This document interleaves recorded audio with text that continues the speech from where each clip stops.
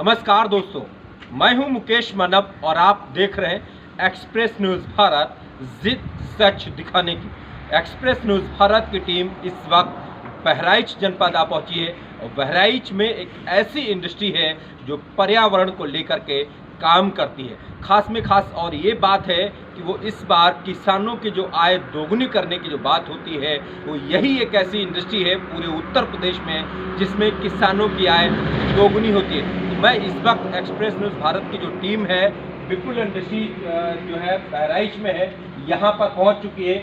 रिसिया एक जगह पड़ती है, वहाँ पर ये फसल अवशेष का जो निस्तारण उद्योग लगा हुआ है, तो इसमें बहुत सारी चीज़ें भी लिखी हुई है, काफ़ी अच्छी हैं। खेत में फसल अवशेष न जलाएं, जलाने से पर्यावरण दूषित होता है, इसको पराली निस्तारण उद्योग पर ही लाएं, जिसका आपको उचित मूल्य भी प्राप्त होगा। जिस तरीके से जो वेस्टेज चीज़ें हैं उससे कहीं ना कहीं हम लोग फेंक देते हैं, यहाँ पर लाने से इसका जो है पूरी तरीके से जो भी आपका उचित मूल्य होगा वो आपको मिलेगा। इसके बाद मैं आपको ले चलूँगा राम रतन अग्रवाल जी, जो इस इंडस्ट्री के एमडी हैं, मेरे साथ में खड़े हैं। मैं इनसे परिचय कराऊंगा कि यहाँ पर वो क्या क्या चीज़ें बनाते हैं और अभी 2022 में जो इन्होंने सूखी पत्ती को लेकर के जो रिसर्च किया है उसमें बहराइच के जो जिलाधिकारी हैं उन्होंने खासकर इंटरेस्ट लिया है। आइए बात करते हैं राम रतन अग्रवाल जी से। बहराइच में मैं विपुल इंडस्ट्रीज आसाम रोड रिसिया जनपद बहराइच में मेरे साथ एमडी हैं राम रतन अग्रवाल जी, जो कि इंडस्ट्री संचालित करते हैं पराली फसल और जो भी वेस्टेज हैं। और अभी 2021 के बाद 2022 में जो नया इन्होंने आविष्कार किया है वो है सूखी पत्ती। उसमें बहराइच के जिलाधिकारी ने भी काफ़ी सहयोग किया और उसमें क्या है जानकारी इनके पास। मैं आपका बहुत बहुत स्वागत है सर एक्सप्रेस में। धन्यवाद सर। तो अभी सर 2021 में आपने जो पराली को लेकर के आपने रिसर्च किया था, अब एक नया आपने रूप तैयार किया उस पर जो पत्ती को लेकर के। अभी जो 2 दिन पहले हाल ही में आपने न्यूज़ भी चली थी और काफ़ी दूर तक उस पर फेमसिटी भी हुई है। बहुत दूर दूर तक लोग उस पर पूछ भी रहे हैं कि सर ये इंडस्ट्री कहाँ है, कैसे मैं इनसे मिल सकता हूँ। मेरे पास भी 2-3 लोगों की कॉल आई है कि कैसे इस पर हम लोग काम कर सकते हैं। तो ये क्या पूरा है प्लान? सर देखिए, जैसे 2021 में जनवरी में हमने ये प्लांट स्थापित किया और किसान भाई जो अपनी फसल अवशेष को अगली खेत की तैयारी के लिए ये उसको जला दिया करते थे।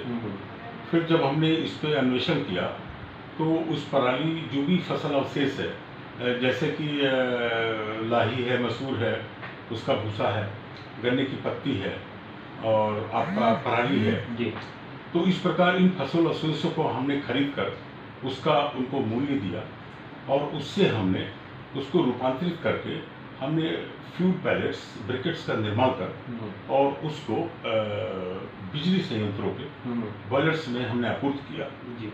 और इस प्रकार जो है फसल अवशेष का निस्तारण होने से हम वायु प्रदूषण पर नियंत्रण पा सके हैं। बिल्कुल। तो इससे कौन सा पायलट्स बनाइए? कुछ चीज़ें मेरे पास, कुछ टुकड़े रखे हुए हैं जी, ये क्या है? ये सब देखिए, अभी जो 2021 में हमने किया था वो फसल अवशेष का था। अभी इसके बाद हमारी सरकार ने इस पर काफ़ी काम किया और चूंकि ईंधन के रूप में जो कोयला है वो एक सीमित मात्रा में है देश में, और हमारा विदेश से भी जो आयात हो रहा है उसकी आयात निर्भरता कम करने के लिए सरकार हमारी इस पर काफ़ी काम कर रही है और इन्होंने इसको 5 से 7% इसको मैंडेटरी कर दिया है कि जो भी हमारी थर्मल पावर्स हैं ये इसको प्रयोग में लाएंगे जी, और कोयले को कम इससे प्रयोग करेंगे।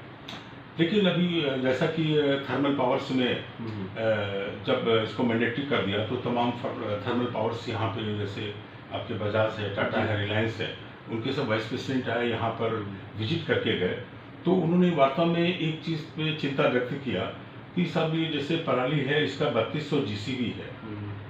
इस प्रकार जैसे फसल अवशेष पे जो हम ईंधन बना रहे हैं उसमें GCV कम होती है और इनको हाई प्रेशर पे चलाने होते हैं, तो उसमें कोयला काफ़ी, मतलब उससे GCV ज़्यादा होती है। तो उस पर मेरा जोर था कि कैसे इस तरह से जो समस्या आ रही है तो ये कैसे इसको करेंगे, तो इसी पर मैं काम कर रहा था। तो फिर मैंने पत्ते के ऊपर रिसर्च किया कि हमारे जो पत्ते जो पेड़ों से झड़ते हैं पतझड़ में, तो भारी मात्रा में होता है, उससे वन वगैरह में ज़्यादा गिरते हैं। तो फॉरेस्ट डिपार्टमेंट ने क्या है कि उस पर काफ़ी खर्च भी करते हैं कि उस पत्तों को बटोर के उसको फिर जलाते हैं, जिससे वनों में आग न लगने पाए। तो मेरा ध्यान इसी पर केंद्रित था, इस पर मैं रिसर्च कर रहा था। और उसके बाद में फिर पत्ते को अभी जिलाधिकारी महोदय, क्योंकि हमारा बहराइच जिला प्रशासन काफ़ी सहयोग कर रहा है, इस उद्योग को काफ़ी मदद दे रहा है, और इसीलिए हम इतना अच्छा कर पा रहे हैं। तो महोदय जिलाधिकारी से मैंने जब इस वार्ता की तो उन्होंने कहा नहीं, ये बहुत अच्छा कंसेप्ट है आपका। और जब मैं उनसे मिला तो उन्होंने उसी समय तुरंत अपने परिसर में, जो भी जिलाधिकारी आवास परिसर में जो पत्ते गिरे हुए थे, उन्होंने उसको कलेक्शन कराया। अभी 2 दिन पहले की बात है। और उन्होंने उसको कलेक्शन करा के और फिर उन्होंने हमारी इकाई को भेजा जी। इकाई को भेजने के बाद में फिर हमने उसका पैलेट्स तैयार किया। ये देखिए, मैं दिखाना चाहता हूँ, ये इस तरह का पैलेट्स है। अच्छा, ये पत्ते का पैलेट्स है, ये वाला। हाँ जी, ये दोनों पत्ते के ही पैलेट्स हैं। अच्छा। और इस पत्ते की पैलेट्स की जो हमारी, जैसे कि अगर देखा जाए तो पराली पे 3200 जीसीवी होती है और सरसों के भूसे में 3500 होती है। इसकी 4500 तक जीसीवी जाएगी। अच्छा। और इसका एस कंटेंट मात्र 2% होता है, पराली में 20% होता है। तो ये एक हाई प्रेशर के जो बैलेट्स हैं, उसमें अगर ये पत्ती की अगर ये पैलेट्स यूज करते हैं तो इससे जो है उनको हाई प्रेशर मिल सकेगा और अच्छी जीसीबी इनको प्राप्त हो सकेगी।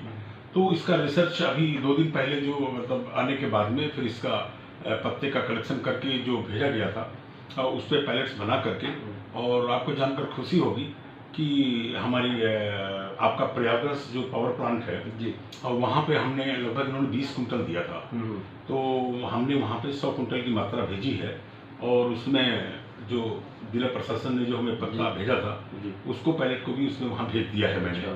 तो सबसे बड़ी बात है कि 3 दिन के अंदर उसका कलेक्शन हुआ और उसको पैलेट्स बनाया और उसको बिजली घर को भेज दिया। तो ये बहुत ही खुशी की बात है कि ये प्रयोग बहुत सफल रहा। अब वहाँ से इसकी जीसीबी की मात्रा क्या रिपोर्ट आती है वो 1 हफ्ते में आ जाएगी। तो इस प्रकार हम पत्ते का कलेक्शन कर रहे हैं, लेकिन पत्ता क्या आम जन में नहीं मिलेगा, इसको तो जिससे फॉरेस्ट डिपार्टमेंट को आगे आना होगा। बिल्कुल।